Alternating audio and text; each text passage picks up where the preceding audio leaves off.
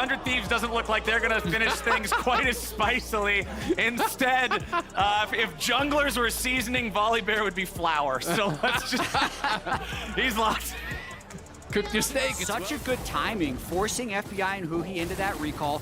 This will snap back a little bit of temporary pressure for 100 Thieves. He's walking up there. He has his ult. Volibear wants nothing to do with this. He's just going to have to walk away.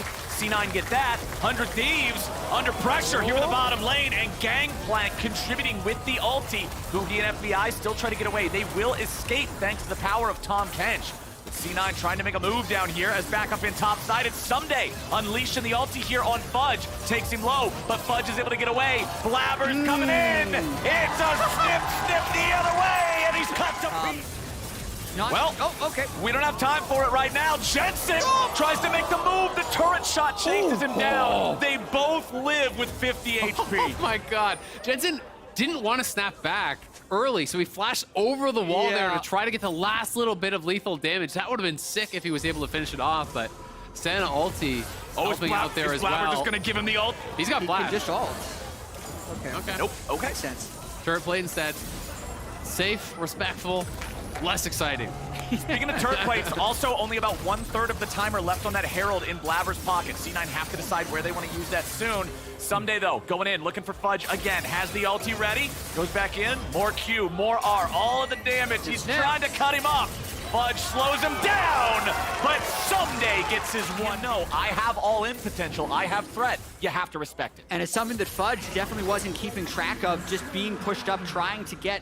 Doesn't want to give him the chance. They're just going to back away. Jensen goes in, and once again, just the ability to cause that level of threat, to make Azir trade his ultimate for your E. Yone controlling the pace of this match. I mean, Yone can spike so early when you do just go Zerker Greaves into a Zeal. It's so efficient, you know, with that. So now he's ready. You can see the item completion. Leandri's done there on the Azir. As they go in, Jensen wanting the knock up there with the ulti, just barely misses out on max range, but it won't matter.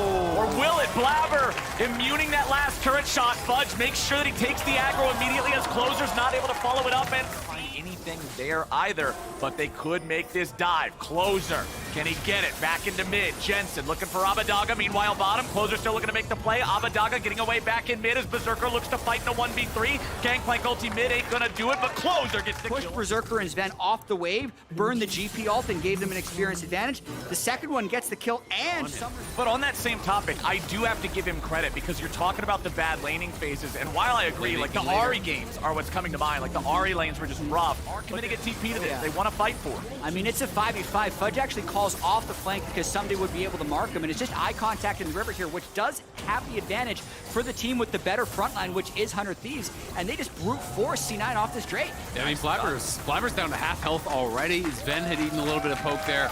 No way for them to actually get in here, so 100 Thieves, they do money. It means you're doing something right with the way you're moving around the map, as Blabber now going to get locked up there by the Senna, tries to disengage, but Closer stays on him. Lands the damage from the E. Blabber with a bit of a late flash. He's still down. 100 Thieves needs a lot too, because then if you do have Yone trying to go in, or a big Gragas coming in trying to take somebody out with a barrel, the ability for Huhi to find will be a little bit slower to this one than the rest of 100 Thieves. Closer walking closer to him, as now they're turning it back towards Berserker, but Abadaga's gonna be knocked in. There's that Zhonya's I was talking about, but it ain't gonna buy enough. Cloud9, nice pick. Gangplank ulti. Yo, Jensen coming over the wall. Ready to go with the Yone, but he snaps right on back into position. Cloud9 have killed the enemy mid laner. They have lost none of their own men, and they have earned themselves control over this river. That was a huge... not be able to move to Soul Point here, but at the end of the day, it is just one dragon and the kill, and a trade of some summoners on both sides. Gold lead extends. If I devoured you there, we win that fight, right? And they do have incredible scaling with Azir and Senna, so play it slow. And they catch Berserker out. I asked the question, and 100 Thieves deliver the answer, or do they? They try to go after C9, but it's Closer who's stuck in the stasis and punished. Fudge makes his way in, and they're looking for even more. Nice shuffle shows up, and 100 Thieves is able to fight back. Double kill of it to Jensen. Abadaga in a stasis himself. Someday looking to drain tank. He gets the health bars low, but nobody dies. Cloud9, 4 for nothing.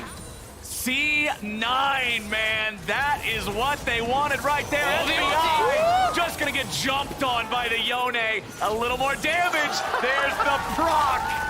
Yeah, you get late into the game. He's got that E-Max. The damage comes through so heavily at the end of it. With everybody. And now C9 are set to really expand this gold lead and take over the game. They're taking down the tier 2s. They've got the Baron pushing multiple lanes. 100 Thieves is in full survival mode trying to weather this storm, and C9 are not letting up on the pressure. Someday trying to at least secure the camps before Cloud9 take over the entirety of the jungle, but C9 is really looking to choke them out here. Yeah, the items they've been able to complete make them very powerful at this moment. Jensen also level 16, a 2-level advantage over Abadaga, and you can also see, like, with the current power of level 16 Fudge, they can just chunk out that Senna before the heals come in. Oh, and Huhi having to use the Devour there to keep FBI safe. That is a big defensive cooldown, a difficult spot to play from now. And I hate to be that guy.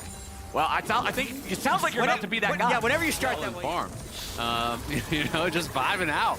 Put on some tunes, get some souls. Well, Blabber's going in now. They might have some problems. Abadaga's gone. Closer's gonna join them. 100 Thieves have lost mid and jungle, with the remaining players heading for the hills. Huhi takes a little bit of damage. He'll stay alive just fine. Berserker will zone them away as the tier 2 turret falls here in the top lane. C9 just looking to continue this push, Baron or not. Fudge is going to make sure he's got threat in another lane just so they always have multiple things for 100 Thieves to answer, as Berserker and the rest of C9 will now head into the tier 3 top lane. Huhi getting jumped on. Jensen leading the way. There comes your fate sealed, but it's not quite enough. Tahm Kench, very tanky. Jensen just snaps right on back to the rest of the team, and top lane inhib will fall. And C9 is vibing right now. They're just able to use cooldowns at will with the Zir down and Gwen in the base. There's no damage to retaliate, and also, it's gonna get worse. Thieves still staying grouped up, seeing if maybe they can find something here. Knocking the Banshee's Veil off of Blabber. FBI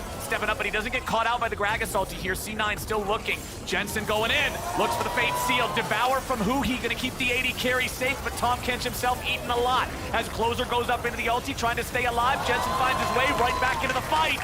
Some days in stasis, but it's going to be a nice golden tombstone. Berserker gets the kill, and Fudge has zoned Abadaga away.